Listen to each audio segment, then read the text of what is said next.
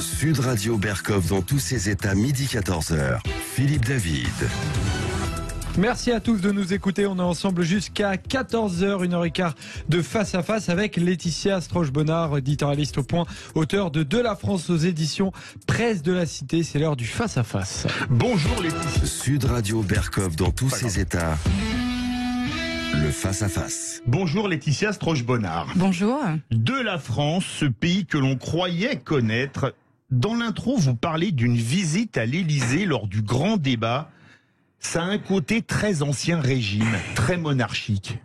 Oui, tout à fait. Alors, j'ai été conviée en mars 2019 à l'Élysée lors du grand débat qui a suivi le mouvement des Gilets jaunes, parce que le président de la République avait souhaité organiser une rencontre avec une soixantaine d'intellectuels.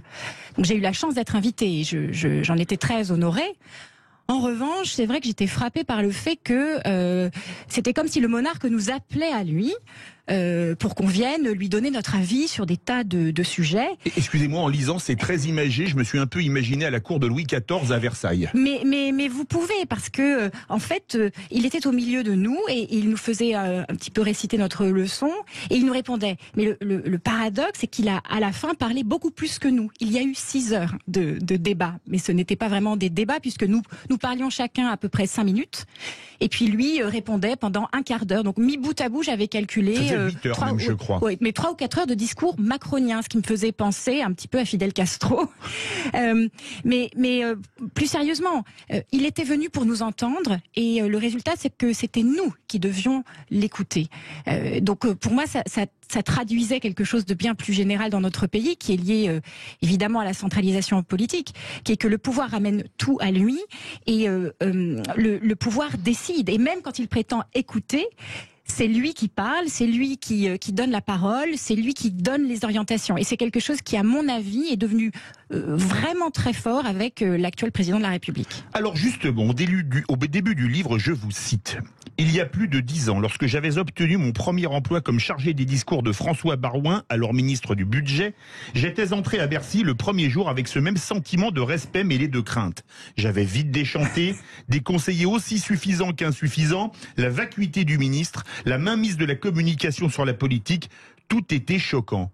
Vous êtes allé à l'Élysée avec déjà un a priori négatif sur la politique, vous étiez déjà désabusé. Oui, mais aussi de l'espoir, puisque j'aime la politique, ça me passionne, et c'est vrai que je suis très souvent déçue, parce que j'ai toujours l'impression que... L'abstention est là pour le prouver. J'ai toujours l'impression que l'élite politique, et je ne veux pas généraliser, tous les responsables politiques ne se conduisent pas ainsi, mais en tout cas, en moyenne, en général, on a l'impression que cette élite ne rend pas énormément de compte aux citoyens. Elle gouverne, elle a beaucoup de pouvoir, mais l'État, finalement, reste assez peu transparent.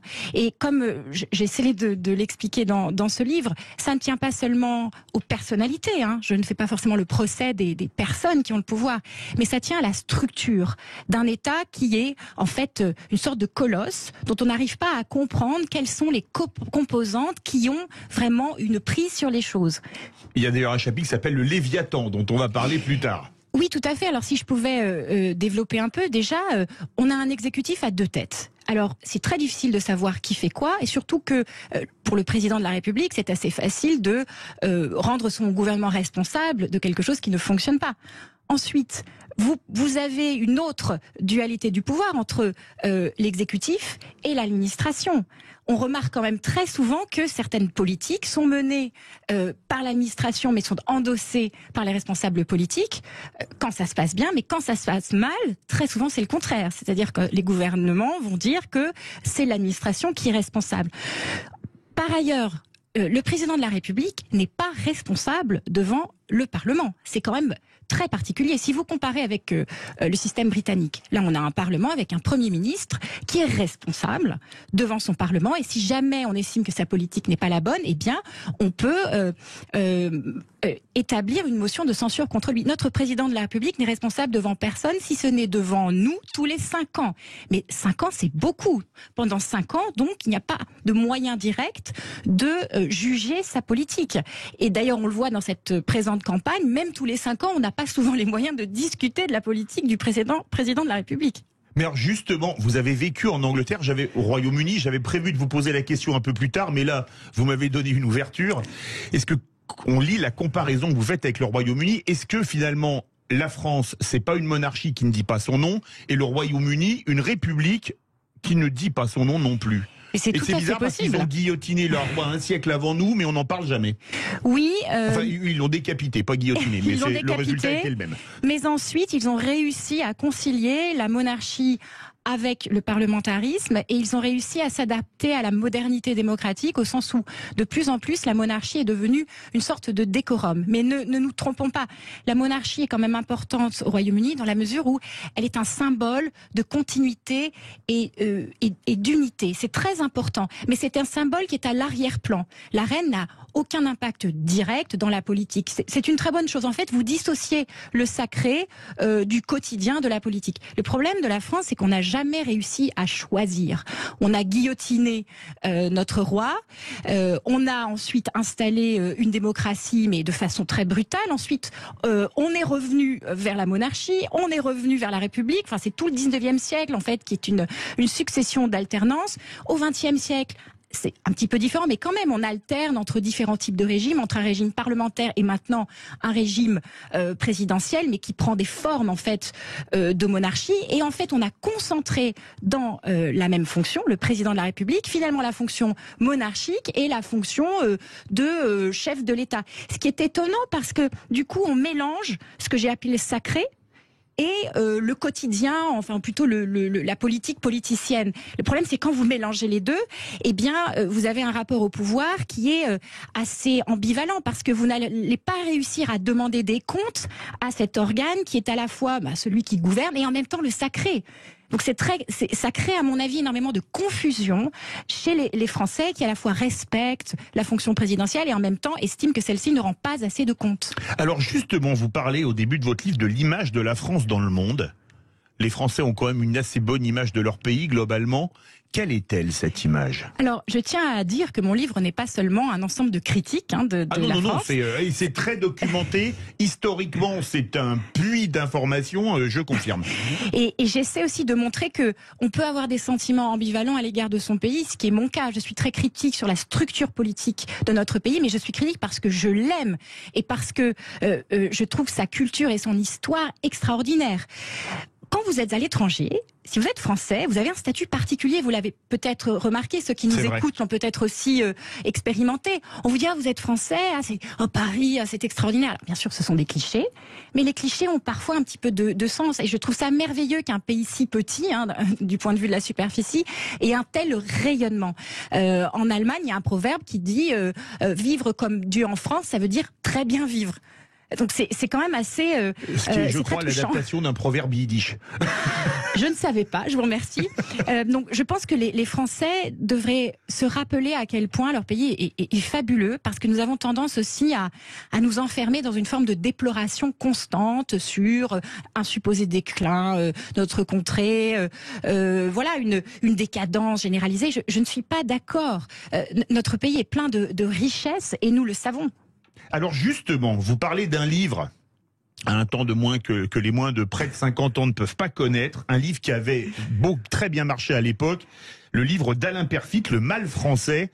76, c'est le début de la fin des 30 Glorieuses, qui ont terminé en 73 avec le premier choc pétrolier. Est-ce que ça a beaucoup changé depuis ? Eh bien, pas tant que ça. J'ai découvert ce livre en 2016 et j'étais frappée parce que j'avais l'impression qu'il aurait pu être écrit en 2016 alors qu'il est sorti en 1976. Alors bien sûr, il y a un style qui date un petit peu, c'est plein d'anecdotes, c'est assez long, je ne pense pas qu'on décrirait de la même façon aujourd'hui, mais le constat qu'il fait, et notamment les choses que j'ai pu vous dire sur le rapport entre l'administration et le pouvoir, sur la centralisation, sur le rapport aussi des citoyens avec l'État, tout cela me semble très actuel. Il avait vraiment saisi, lui aussi, qui était très ouvert aux autres pays, qu'il y avait chez nous un rapport très spécial avec l'État qui faisait qu'on était très dépendant de lui, tout en lui en voulant tout le temps. C'est-à-dire qu'on considère que c'est toujours notre remède. Tout à fait.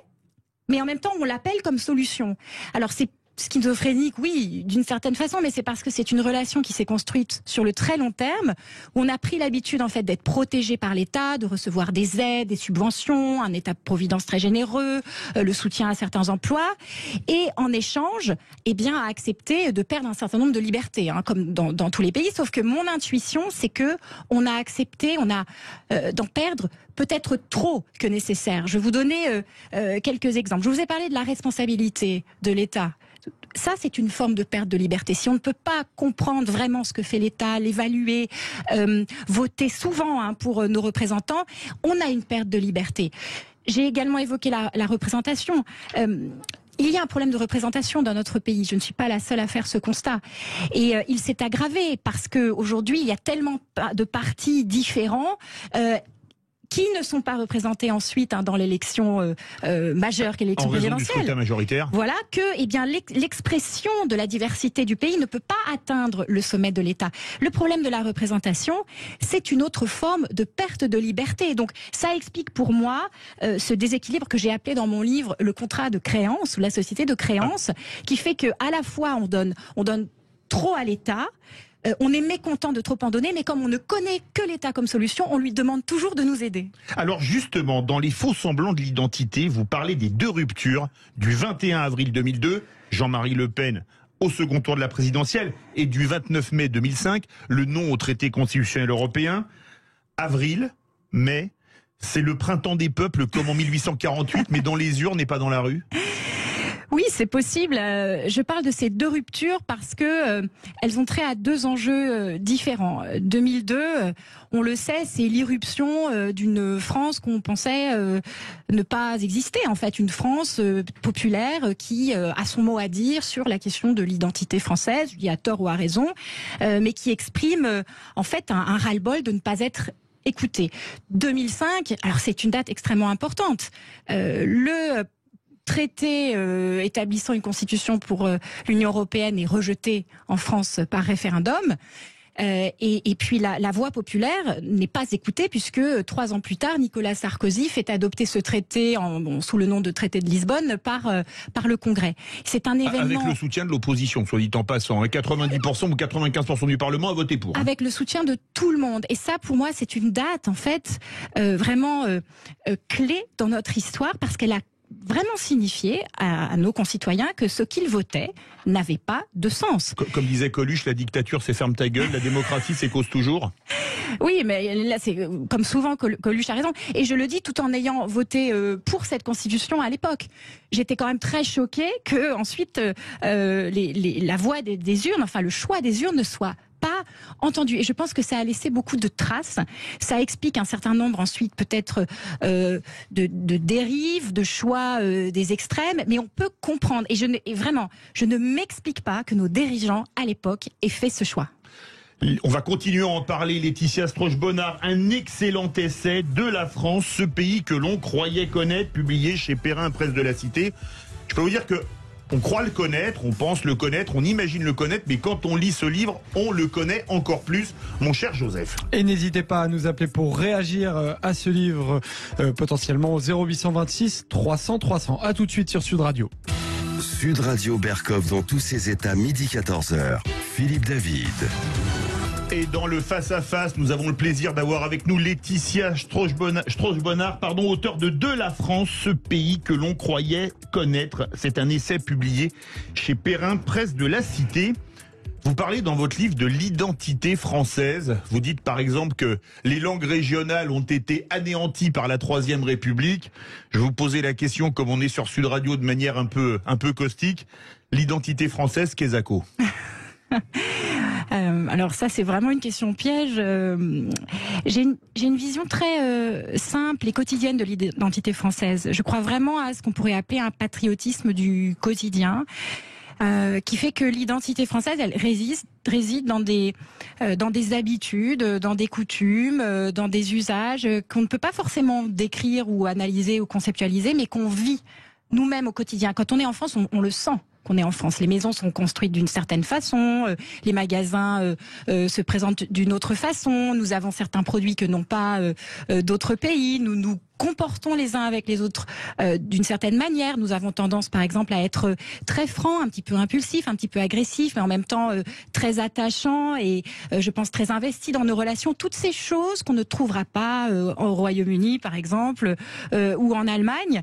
Et c'est vrai que ma définition de la France ne ressemble pas à d'autres définitions de notre pays qui reposent un peu trop, à mon avis, sur la gloire de notre histoire, le drapeau, l'armée, les grandes figures, comme par hasard Napoléon. Vous voyez, ça c'est une façon de définir l'identité française que je trouve un petit peu trop grandiloquente et qui ne fait absolument pas justice à la beauté de notre patrimoine, à notre histoire, qui n'est pas que l'histoire de grands hommes, à nos paysages. Et je cite dans mon livre notamment Bernanos, qui est un auteur très intéressant, qui lui-même écrivait dans son livre La France contre les robots. Donc c'est un livre qui date de la première moitié du XXe siècle.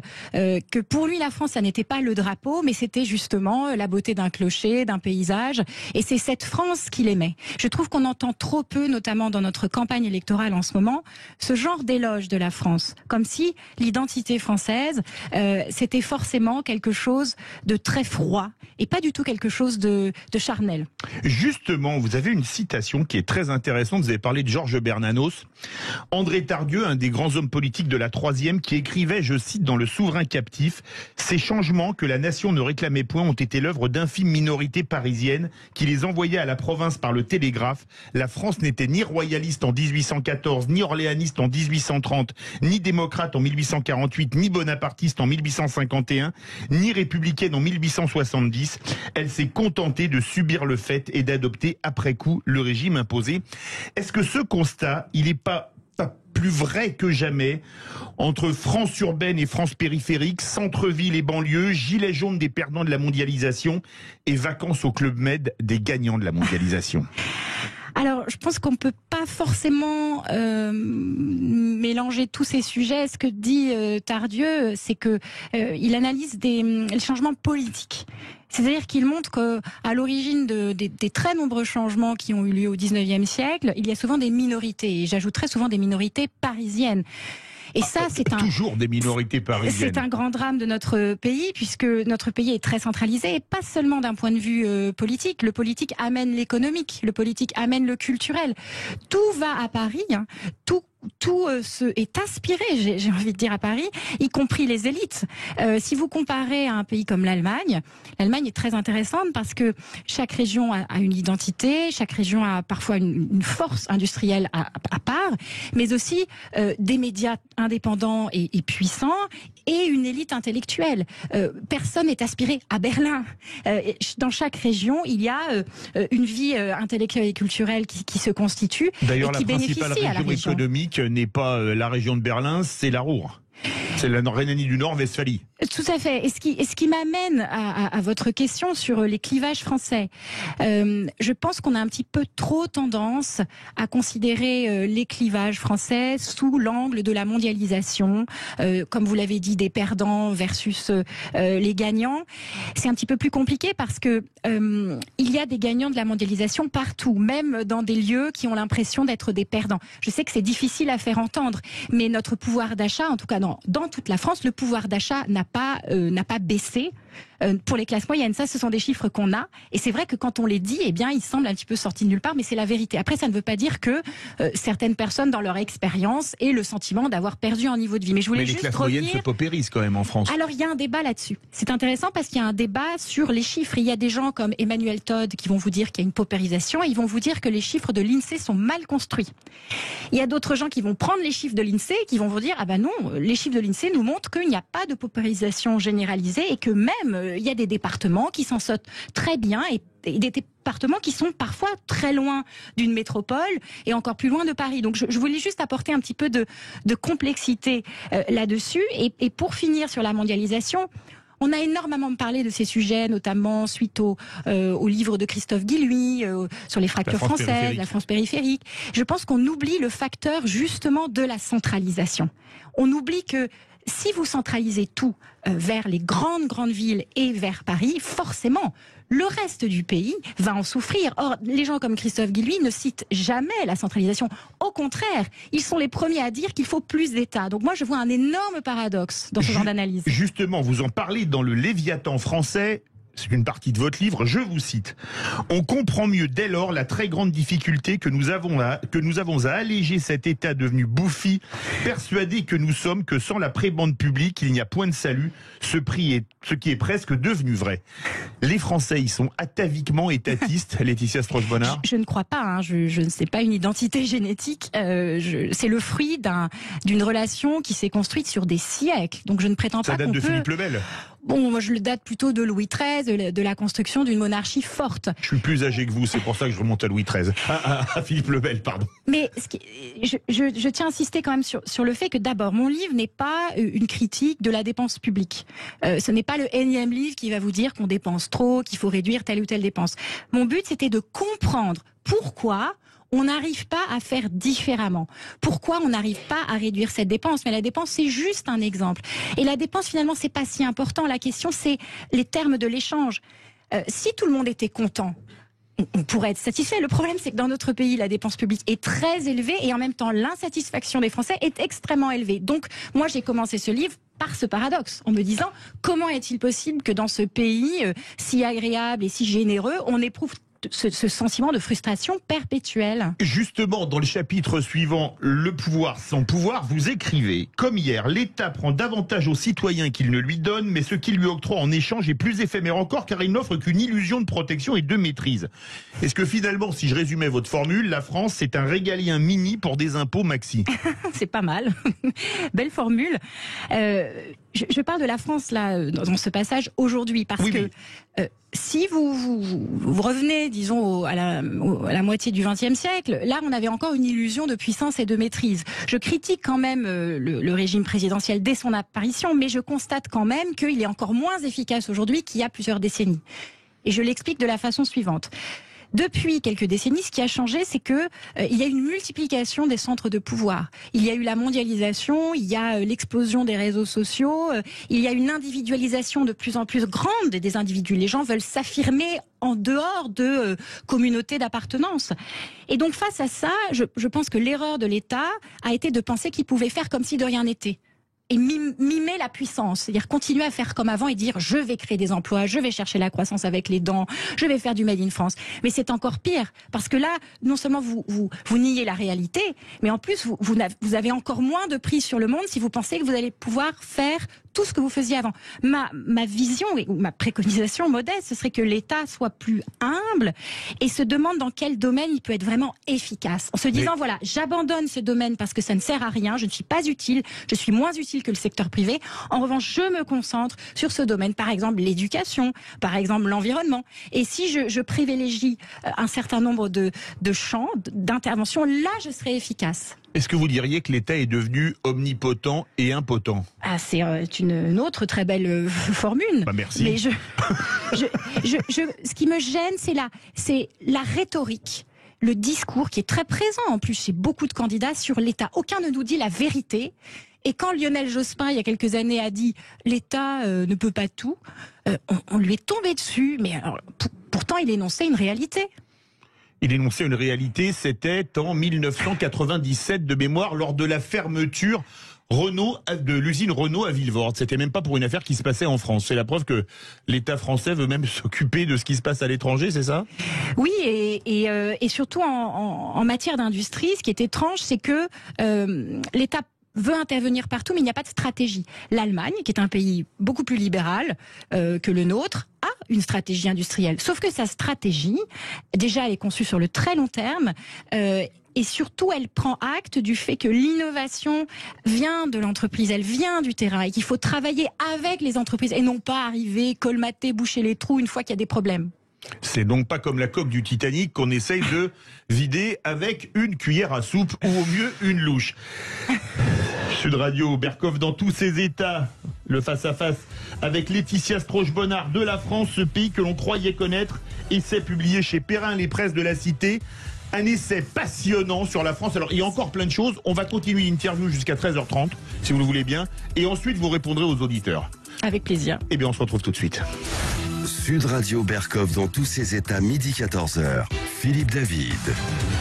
Et nous sommes aujourd'hui en compagnie de Laetitia Strauch-Bonnard de la France, ce pays que l'on croyait connaître. Un excellent essai publié chez Perrin, presse de la Cité. Vous parlez, alors vous êtes libéral, hein, c'est pas un gros mot, mais vous êtes une libérale, on va dire généraliste, un libéral politique et libéral économique. Et dans le Léviathan français, c'est une partie du livre, vous écrivez, alors je vous cite, c'est un peu long, mais ça mérite d'être lu. Hein. Comme le montre avec justesse François Sureau dans son essai Sans la liberté, les libertés publiques sont particulièrement menacées par l'élargissement de la répression et la limitation de la liberté d'expression. Alors que la rétention de sûreté instaurée en 2008 revient à punir des individus qui n'ont pas encore commis de crime, la tentative de réguler les contenus haineux sur Internet, comme voulait le faire un projet de loi en 2020, prend pour fondement d'un délit non pas un fait, mais un sentiment, la haine, tout en la restreignant étrangement au cas où elle vise des groupes protégés et non des individus. Les restrictions de liberté qu'on subit depuis assez longtemps maintenant avec tout ce qui a été politique sanitaire et compagnie, vous les expliquez comment? Donc c'est l'époque qui veut ça? C'est fini, il est interdit d'interdire de mai 68? Il y a plusieurs choses. Il y a la règle et il y a l'exception. Je vais parler de l'exception qui est... C'est toujours l'exception qui confirme la règle en général. Je vais quand même parler de la politique sanitaire que je n'inclus pas dans ma critique. Absolument. Je défends la politique sanitaire contraignante. Je ne défends pas tous les détails de cette politique. Par exemple, les attestations de sortie, ça c'est hautement ridicule. Mais le gros de la politique sanitaire en cas d'épidémie, oui. Je défends qu'il y ait une restriction de liberté. Pourquoi? Parce que c'est un cas où les choix individuels ont des conséquences supérieures à simplement l'association des individus. Elles ont des conséquences sur la collectivité. Pourquoi? Parce que c'est une épidémie et quand vous êtes contagieux, eh bien vous pouvez contaminer des tas d'autres personnes. Ce qui fait qu'une épidémie, bon, je vais être un peu technique, mais c'est un phénomène exponentiel. En gros, le tout dépasse la somme des parties. C'est pour ça que, dans ce cas-là, l'État est légitime à intervenir et à restreindre les libertés individuelles. Pardon ? Mais sur la haine en ligne, par exemple. Alors, ça, c'était l'exception. Je reviens sur le cas général. Je pense que nous vivons une période où nous n'arrivons pas à payer le prix de la liberté. La liberté, c'est beau, c'est important pour la dignité humaine, mais ça a un coût. C'est-à-dire que ça implique, par exemple, d'accepter d'être offensé par quelqu'un. Et alors, le cas de la haine en ligne, c'est très caractéristique parce que aujourd'hui, il y a beaucoup de gens sur les réseaux sociaux qui disent n'importe quoi. Et quand eux-mêmes se font, alors insulter, évidemment, je mets de côté l'incitation à la haine, enfin les choses qui sont punies par la loi. Mais quand quelqu'un ensuite est malmené. Parce qu'il a dit certaines choses, je pense qu'il faut accepter que Twitter, c'est comme la place publique, c'est comme si vous sortiez dehors en disant je pense ça, je pense ci, c'est normal qu'après des gens vous crient dessus en disant mais non, on n'est pas d'accord. Donc je pense qu'on se vexe beaucoup trop facilement aujourd'hui dans le débat public et on attend ensuite que l'État intervienne. Ensuite, sur la question de la haine, comme François Sureau, je trouve extrêmement étrange d'utiliser un sentiment pour définir une loi. Et puis sur la question des groupes protégés, quand vous allez sur les réseaux sociaux, ce que je ne fais pas parce que je déteste cela, mais quand vous voyez ce qui se passe, il y a des gens qui s'insultent et il y a des insultes qui ne sont pas considérées comme de la haine. Par exemple, si vous dites à quelqu'un qu'il est un vieux mâle blanc, oui. Eh bien, ça passe sans aucun problème. La haine est dirigée vers des catégories protégées. Alors, on imagine lesquelles. Et pour moi, ça n'est pas juste. On devrait protéger les individus et non pas les personnes en fonction de caractéristiques communautaires. C'est extrêmement inquiétant, c'est extrêmement grave. Et quand on est libéral, en effet, on ne peut que s'inquiéter de ce deux poids, deux mesures. Mais alors justement, vous parliez de la haine en ligne, vous parlez de la haine en ligne dans votre livre, et moi, en lisant votre livre, j'ai appris une chose incroyable, mais alors là, vraiment incroyable. En février 2019, devant quelques journalistes, Emmanuel Macron s'interrogeait sur la façon de rendre les médias plus crédibles, réfléchissant à voix haute, je vous cite, enfin là je cite, le bien public c'est l'information et peut-être que c'est ce que l'État doit financer. Le bien public ce n'est pas le caméraman de France 3, le bien public c'est l'information sur BFM, sur LCI, sur TF1 et partout.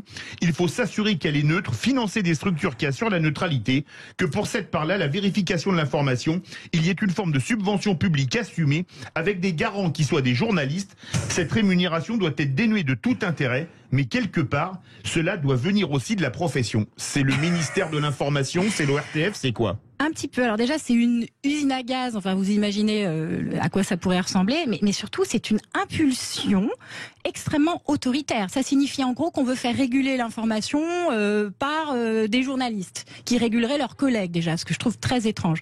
Mais vous voyez bien disons les dérives auxquelles cela pourrait conduire, parce que l'information, certes, n'est jamais complètement neutre. La plupart du temps, les groupes d'information appartiennent à des entreprises, à des personnes indépendantes, voilà, qui ont des intérêts et qui ont leur propre modèle d'affaires. Mais il y a une concurrence entre eux, et c'est comme ça que ça se régule. Et c'est aussi par rapport à un marché. Les personnes écoutent les informations. Si elles sont non satisfaites de ce qu'elles entendent, elles vont vers une autre chaîne. C'est ça la concurrence.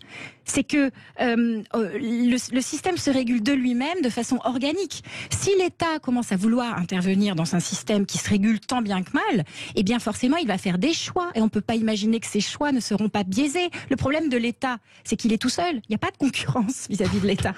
Donc, heureusement peut-être d'ailleurs. Parce que dans certains domaines, on évidemment. Qu'il n'y ait qu'une seule armée ou qu'une seule police. Mais bien évidemment. Mais sur l'information, c'est quand même extrêmement étrange de penser qu'on va pouvoir la réguler. Et puis surtout, selon quels critères?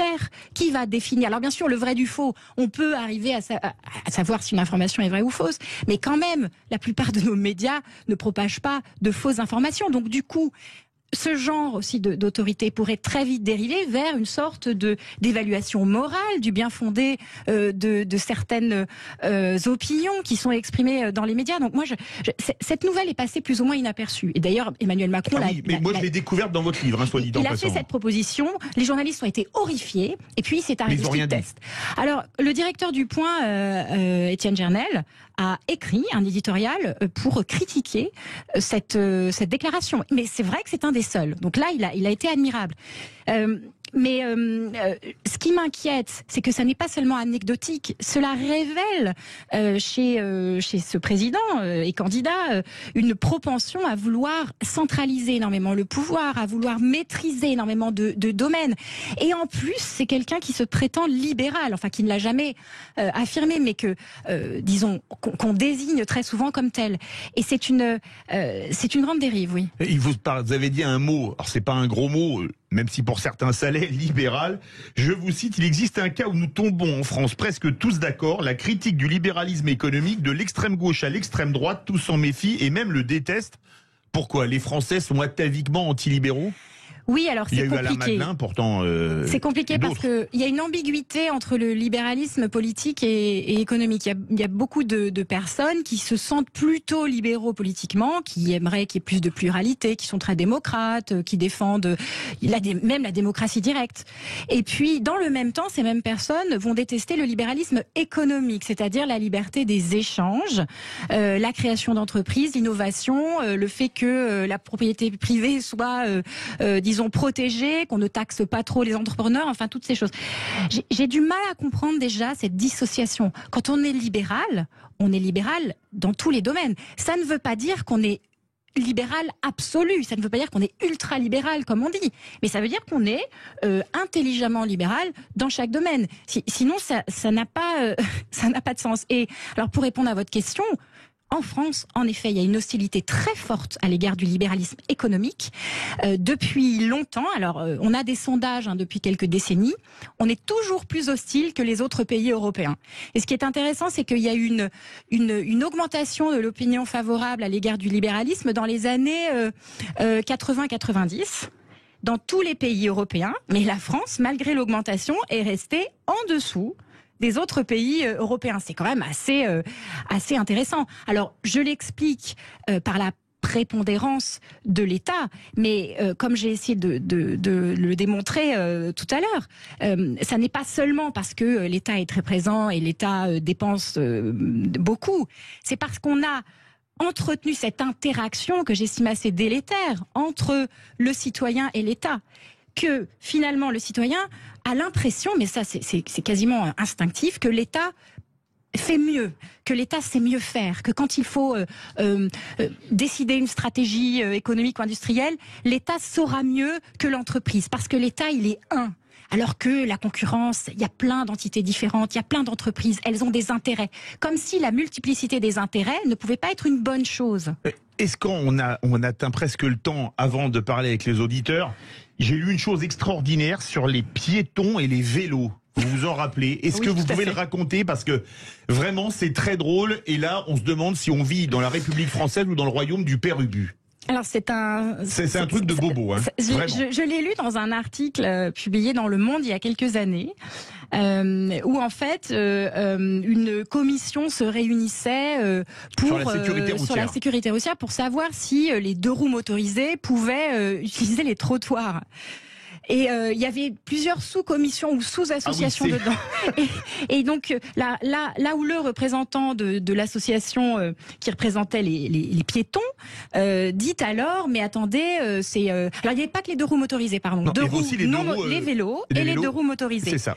Et la personne qui représentait les trottinettes, les piétons, quand même a osé dire, mais écoutez, franchement, c'est pas super, surtout pour les personnes âgées. Si jamais quelqu'un se prend un coup de guidon. Ça peut être très dangereux. J'adore les arguments. On préfère qu'un cycliste donne un petit coup de guidon à un piéton plutôt qu'il soit percuté par un 15 tonnes.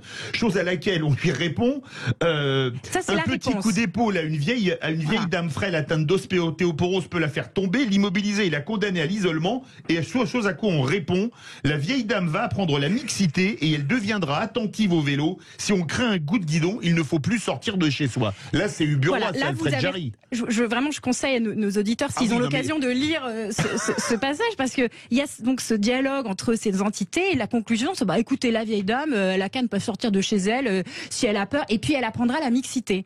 Donc c'est quand même très sympathique, le vivre ensemble à la française. C'était Lénine, prolétaire de tous les pays, unissez-vous. Là, c'est vieille dame sur les trottoirs, écartez-vous des deux roues. Restez avec nous sur Sud Radio et composez le 0826 300 300 pour réagir à ce livre de la France de Laetitia Stroche-Bonnard.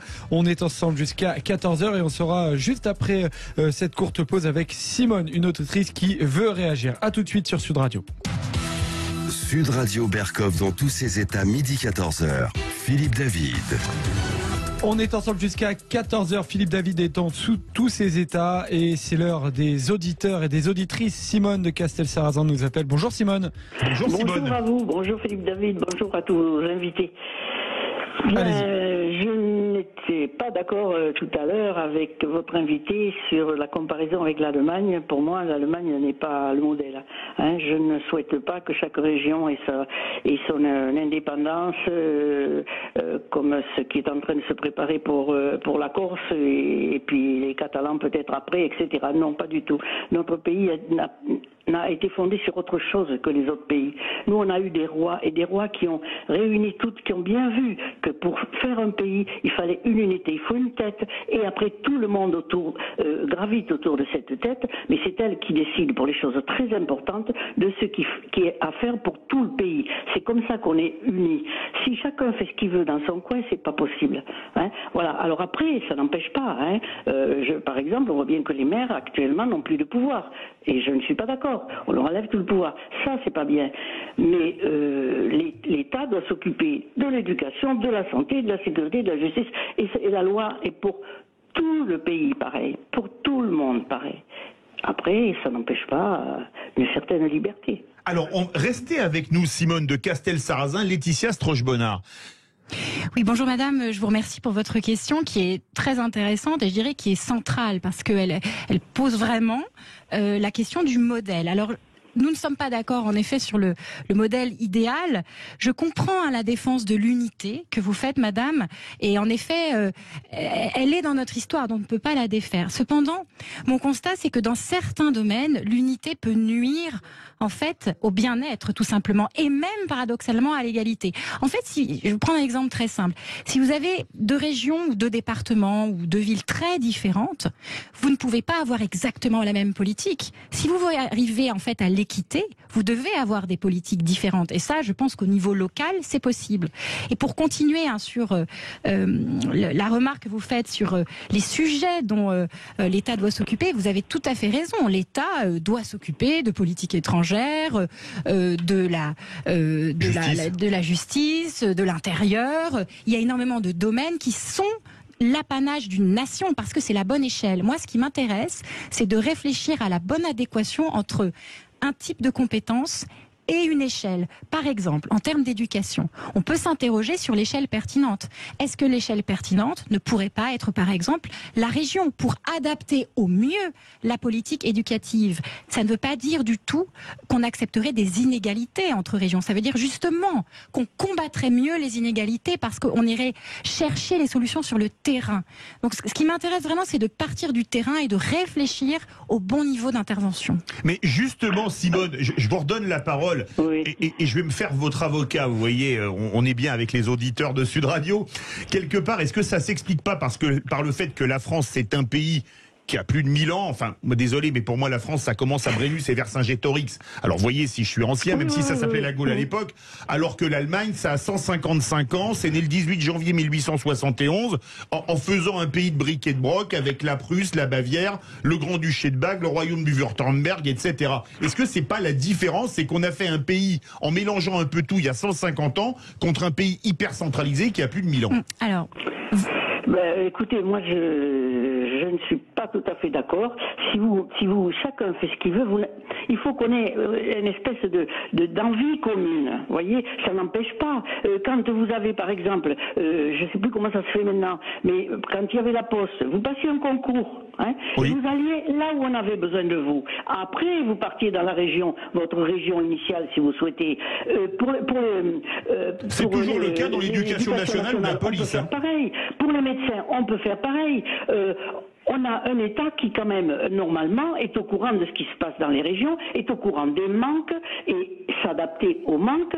Et on peut quand même, parce que c'est ça qui fait que les gens connaissent autre chose et aiment autre chose. Nous, on apprend même plus ce que c'est que la France. Alors, qu'est-ce que vous voulez que les gens aient une idée de ce qu'ils s'en fichent? Ils finissent par s'en ficher. On va devenir n'importe quoi. Parce que ça fait quand même pas longtemps qu'on dégringole. Ça fait très peu de temps. Ça fait 20 peut-être 20 ans, 30 ans, pas plus. Alors justement, merci Simone de Castelsarrasin. Qu'est-ce que vous voulez répondre, Laetitia Stroche-Bonnard? Ça appelle beaucoup d'ailleurs. Oui, alors il y a beaucoup de choses, vous dites beaucoup de choses très intéressantes, mais sur la peur de la fragmentation du pays, je l'entends et je la constate aussi, mais il y a deux choses. La première, c'est qu'on a tendance à surestimer quand même la fragmentation dans notre pays. Je veux me faire l'avocat.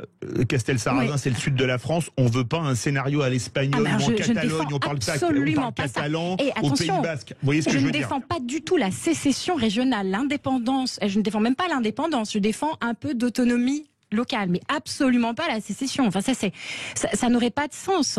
Et d'ailleurs, il n'y a pas de volonté de sécession régionale à part en Corse. Et d'ailleurs, ça n'est pas majoritaire. Mais pour en revenir à la question de la dislocation, j'ai vécu au Royaume-Uni pendant 7 ans.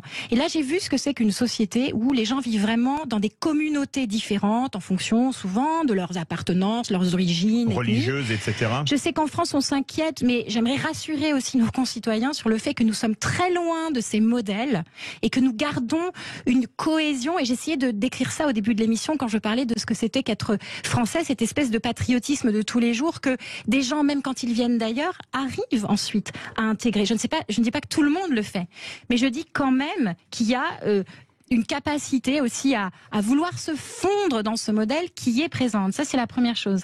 La deuxième chose, c'est sur notre histoire. Vous avez tous les deux entièrement raison sur le fait que notre histoire s'est faite par une centralisation très agressive, par la guerre, par la taxation, par l'administration. Et cela a apporté de bonnes choses. Madame, je vous précise que dans mon livre, il y a toute une partie sur les bienfaits d'une France unie et construite de cette façon. Donc je ne dis pas que du mal. Simplement, mon constat, c'est de dire que ce modèle est un petit peu arrivé à bout de souffle parce qu'il apporte, à mon avis, plus d'inconvénients que d'avantages. Et aussi que nous avons la maturité aujourd'hui, d'un point de vue historique, pour accepter un petit peu plus de diversité. Je parle de diversité au sens littéral, c'est-à-dire de différence.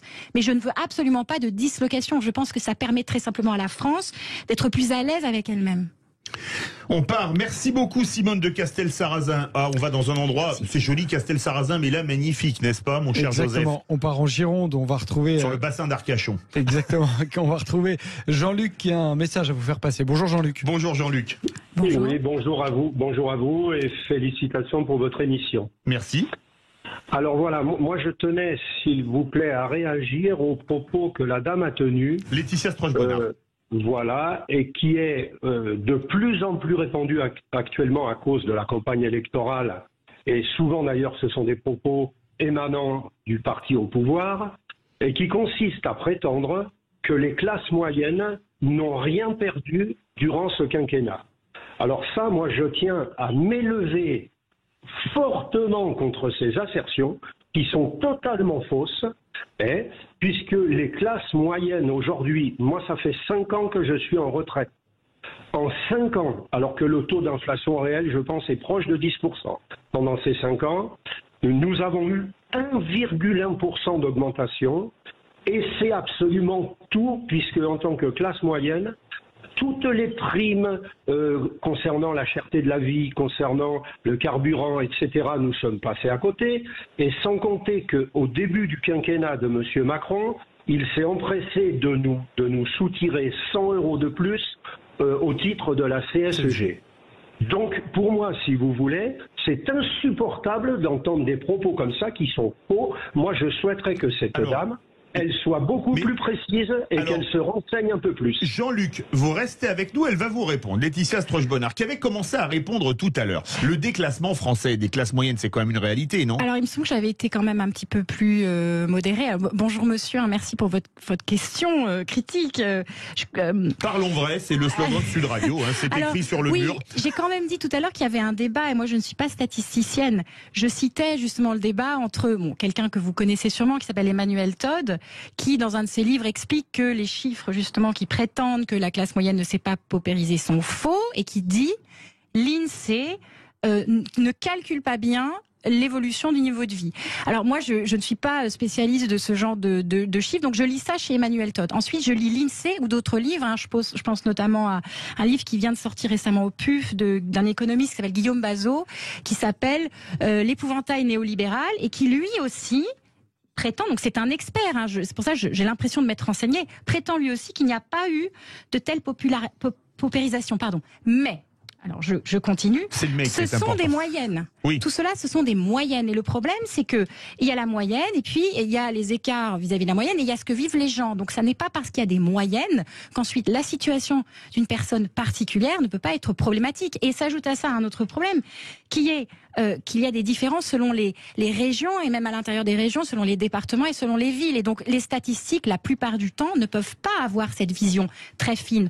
Donc monsieur, moi je comprends tout à fait votre situation, et vous savez, moi moi j'ai des attaches partout en France, et je viens d'un milieu de classe moyenne, et j'entends toutes ces choses et je les vois indirectement. Donc je n'ai pas l'impression d'être complètement déconnectée de ces questions, mais voilà, une fois ceci étant dit, c'est difficile en fait de concilier les expériences particulières qu'on peut un peu généraliser autour de soi, et puis les chiffres. Voilà, mais encore une fois, c'est pas mon domaine d'expertise. Oui, justement, mais justement, c'est peut-être parfois les statistiques qui ne rendent pas compte de la réalité de tout le monde. Et effectivement, les statistiques dont vous parlez, c'est notamment une étude de l'Institut des politiques publiques, l'IPP, qui avait été publiée le 16 novembre et qui évoquait donc une baisse de pouvoir d'achat de tous les ménages. 5% des ménages les plus modestes en France, effectivement, ont perdu du pouvoir d'achat, moins 0,5% sur le quinquennat Macron. Et effectivement, ce qu'on appelle donc les classes moyennes, qui sont donc entre 1400 et 2400 euros par mois, qui là ont vu entre 1400 et 2400 euros par mois. Voilà, et qui ont vu effectivement un pouvoir d'achat progresser selon les statistiques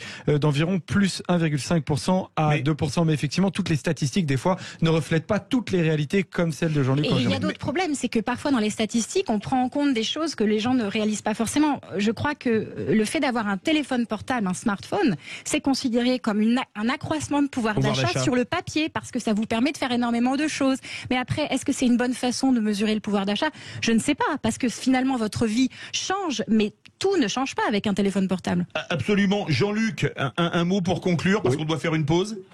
Non, mais c'est justement, si vous voulez, ce que je voulais dénoncer, le côté pervers des statistiques, et puis le fait de moyenner terriblement toutes les situations, qui fait que finalement, on finit par dire des blagues, parce que moi, ce que je vous ai dit, les chiffres que je vous ai annoncés sont absolument vrais me concernant. Et voilà. Voilà. Il n'y a aucun problème. Alors par contre, je suis assez d'accord avec vous sur un point et on va faire la pause. C'est sur l'inflation parce que quand on voit les chiffres de l'inflation qui étaient élevés ces dernières années et à 2%, alors c'est sûr que les écrans plats, ça baisse, mais on en achète un tous les 10 ans. Par contre, si on regarde le prix de l'énergie, les carburants, l'électricité, où là on en a besoin pratiquement tous les jours, enfin l'électricité, oui, tous les jours, là ça a vraiment flambé. Est-ce que ça pose pas de question sur les modes de calcul? Il y a aussi vraiment un enjeu important qui est celui de la voiture. Parce qu'en plus, ça ravive le clivage ville, périphérie, campagne ou Paris-province. Voilà, si on veut généraliser. Donc oui, et d'autant plus que souvent c'est accompagné d'un jugement de valeur un petit peu négatif de la ville vers la campagne, du genre ils ont qu'à s'adapter pour favoriser la lutte contre le changement climatique, il faut faire du vélo, mais alors quand vous êtes à la campagne, pardon, mais vous avez besoin de votre voiture. Les mêmes bobos de centre-ville qui disent qu'il faut prendre le vélo au nom du réchauffement climatique partent en vacances à l'autre bout du monde. Mais bien sûr. Au Club Med, en avion, à 4 réacteurs. Donc, mais bien sûr, donc là oui, là-dessus évidemment il y a un clivage. Et c'est un vrai problème. Je ne sais pas si le gouvernement réussira à l'endiguer avec sa mesure de soutien. Mais en plus, il faut quand même réfléchir à la question du changement climatique. Donc ça rend la question encore plus compliquée. Restez avec nous sur Sud Radio. On se retrouve juste après une courte pause. Et vous pouvez nous appeler au 0826 300 300. À tout de suite sur Sud Radio. Sud Radio Berkov dans tous ses états, midi 14h. Philippe David.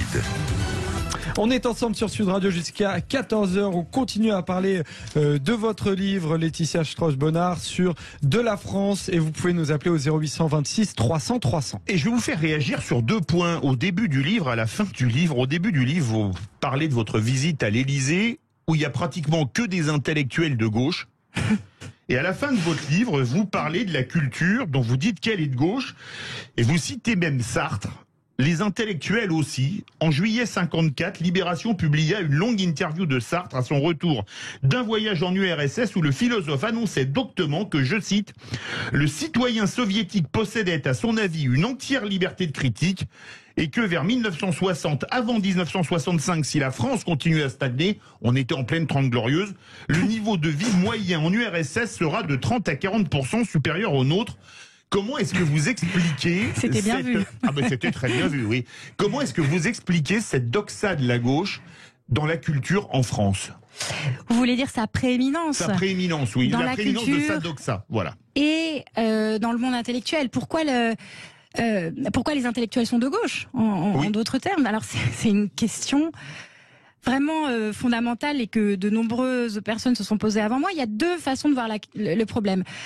La première, c'est que il y a une tendance, quand on veut devenir intellectuel, à être plutôt de gauche que de droite. C'est-à-dire que souvent, si vous êtes intéressé par la chose intellectuelle, vous êtes moins intéressé par faire des affaires, vous êtes moins intéressé par l'argent, vous êtes intéressé par le bien public. Donc vous allez déjà dans la sélection initiale.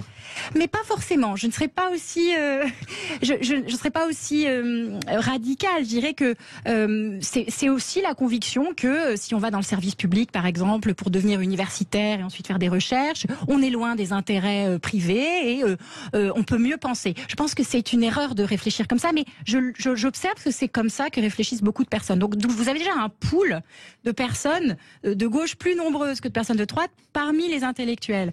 Et ensuite, il y a des phénomènes de cercles un peu vicieux qui se mettent en place, notamment le suivant, qui est que la plupart des institutions qui aident, qui favorisent les intellectuels aujourd'hui sont des institutions publiques. C'est la recherche, c'est même, on peut parler des médias publics, c'est même l'ENA. Moi, j'inclurais les énarques comme experts, pas forcément intellectuels, mais experts d'un sujet. Et tout ça, c'est entretenu par l'État. Donc forcément, il va y avoir une habitude, en fait, prise à justifier l'État. Je ne dis pas que vous êtes manipulé par l'État et qu'ensuite vous le défendez, mais vous vivez dans un environnement où tout est État. Et vous finissez par oublier qu'il y a bien d'autres façons de considérer la société. Guy de Paris nous appelle au 0826 300 300. Il veut parler de votre livre. Bonjour Guy. Bonjour madame. Bonjour. Bien, je suis tout à fait d'accord avec vos propos, même avec le propos du dernier interlocuteur, l'auditeur qui a appelé. Jean-Luc. Il faut savoir une chose, c'est que Emmanuel Macron pensait que ça allait se résoudre, il allait tout transformer d'un seul coup, d'un revers de main, mais il n'était pas homme de terrain. Ça, c'est très important. C'est plus un financier voire même qu'un politique. Et ce qui s'est passé, c'est qu'il ne s'est pas rendu compte qu'il était en train de prendre la suite et vers la fin d'une 50aine d'années de laxisme de la part de tous nos présidents qui, pour satisfaire ce peuple capricieux, bien souvent, exigeant, indiscipliné, ou par ailleurs très bon, capable de faire de très bonnes choses, du bénévolat, le don, etc. Donc, on sommes en fin de parcours d'un système là. Hein. Et en plus, il s'est ramassé les gilets jaunes, etc., etc. Donc, on a 50 ans comment ça s'appelle de laxisme, vous avez dit, qui nous ont caché les choses, qui ont caché à ce peuple pour lui permettre de continuer à vivre comme il le voulait.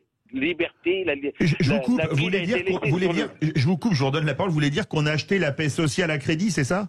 Tout à fait. La preuve, c'est Macron a pris la présidence, il y avait 2300 milliards de dettes. Cette dette principalement due au chômage. Parce qu'il y a eu une politique qui a été mise en place, qui était celle uniquement de prestataires de services et non pas de fabricants.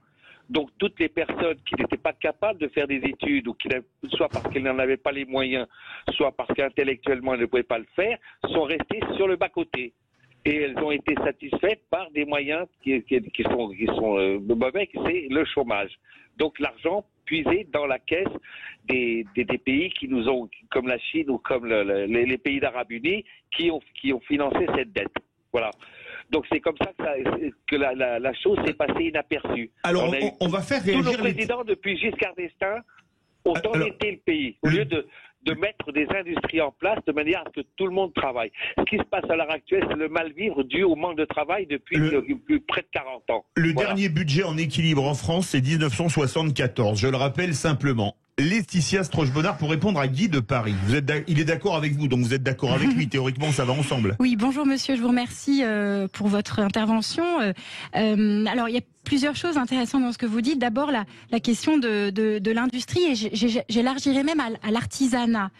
Je pense que dans notre pays, on a méprisé aussi les formations du secteur secondaire parce qu'on a considéré que les services suffisaient, étaient suffisants pour une économie.